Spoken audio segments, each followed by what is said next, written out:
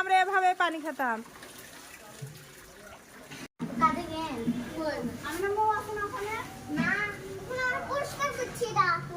কি পরিষ্কার করছো?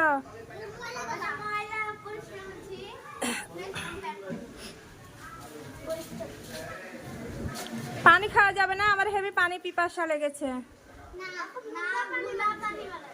কেন ঘোলা পানি বার হচ্ছে? তোমরা যে খেলা কিছুক্ষণ আগে।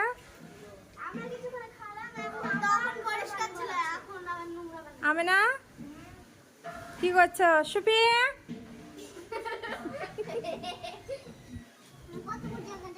আমি না তাকাও তো